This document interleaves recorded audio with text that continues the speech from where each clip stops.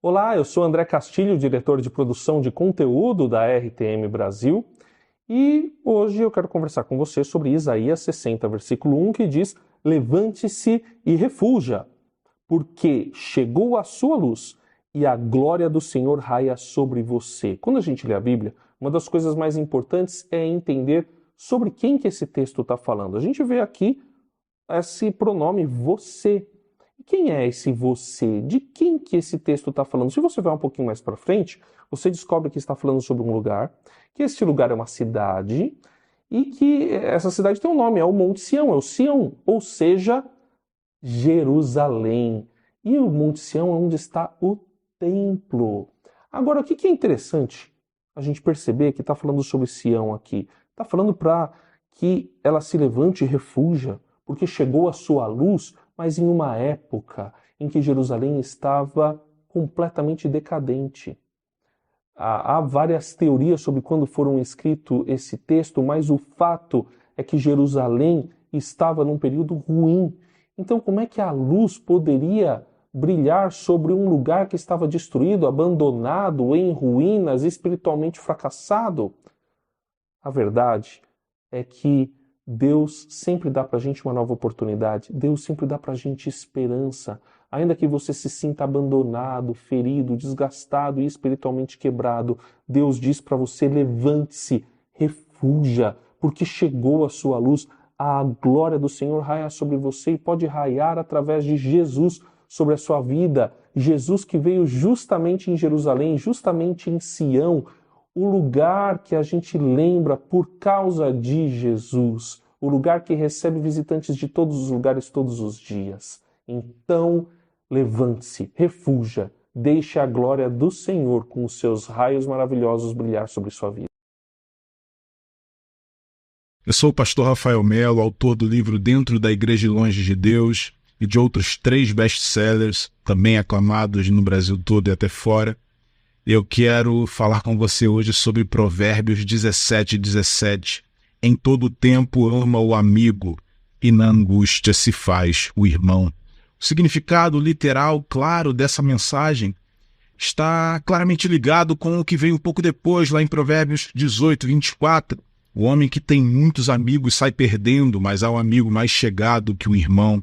Ou seja, ser amigo nas horas boas é fácil, mas é na hora difícil, é na angústia que se prova aquele que é amigo verdadeiro a ponto de ser como um irmão ou mais chegado que um irmão.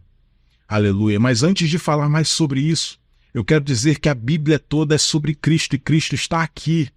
Só que Cristo foi além. Ele, em todo tempo, não amou um amigo, ele amou inimigos. A palavra de Deus diz que nós éramos inimigos quando ele nos amou e quando ele morreu por nós e nos salvou. Então ele amou os inimigos e os salvou. E na angústia, na nossa pior angústia, qual é a nossa pior angústia? A perdição eterna, a morte por causa de nossos pecados, ele esteve ao nosso lado, morrendo na cruz por nós, provendo a salvação para nós.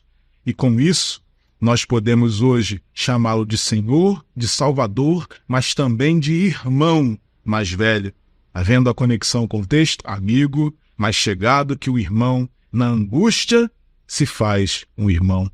E nesse espelho de Cristo, que antes de você requisitar que os outros sejam assim com você, seja assim com os outros. Não seja um amigo que só está nas horas boas. Seja um amigo que está ao lado no momento de angústia, como Cristo fez por você. E você se tornará alguém mais chegado que o irmão. E o irmão se fará na sua vida por meio dessa atitude. Faça aos outros o que você gostaria que fosse feito a você.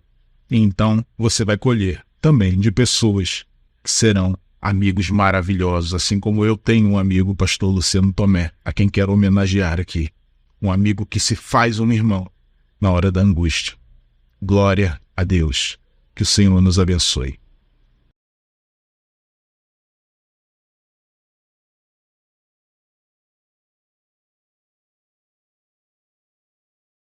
Olá, meus irmãos, meu nome é Daniel Gonçalves, eu sou missionário, ministro de louvor, e hoje eu congrego na Igreja Mivan Sede, em Itajaí. E hoje eu quero compartilhar com vocês uma breve porção da Palavra de Deus. Lá em 2 Coríntios, capítulo 4, versículo 16, diz assim: por isso nunca desistimos. Ainda que nosso exterior esteja morrendo, o nosso interior está sendo renovado a cada dia. Nos versículos anteriores, o apóstolo Paulo ele vem descrevendo de maneira breve os seus sofrimentos. Ele fala um pouco sobre como ele havia enfrentado dores, aflições, perseguição e enfrentado até mesmo a morte para que vida pudesse ser gerada em outras pessoas. E é por isso que ele se refere ao seu homem exterior como alguém que esteja morrendo, pois a sua carne de fato estava sofrendo, a sua carne estava morrendo. E nós precisamos nos lembrar de que o chamado de Jesus para nós é primeiro para tomarmos a nossa cruz e depois segui-lo. Em Hebreus 12, 2 diz que Jesus suportou a sua cruz por causa da alegria que lhe fora proposta. Se foi assim com o nosso mestre, também será assim conosco em certa medida. E eu acredito que o segredo, a chave para suportarmos essas aflições esteja em olharmos para as circunstâncias da perspectiva da eternidade. Esse era o segredo de Paulo. O nosso interior só será renovado à medida que nós caminharmos com um senso de propósito em nossos corações. Pois a perspectiva da eternidade ela faz as aflições sofridas desse mundo parecerem pequenas diante da glória do Senhor.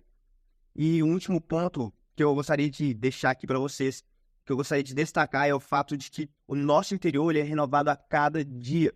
Todos os dias existe um renovo disponível para nós. Talvez hoje você tenha acordado desanimado, olhando só para as circunstâncias, olhando só para o desconforto da sua cruz, mas eu queria te desafiar hoje a olhar para a eternidade, a colocar isso na perspectiva do céu e saber que a dor do processo nem se compara ao fruto da obediência. É isso, Jesus abençoe. Obrigado.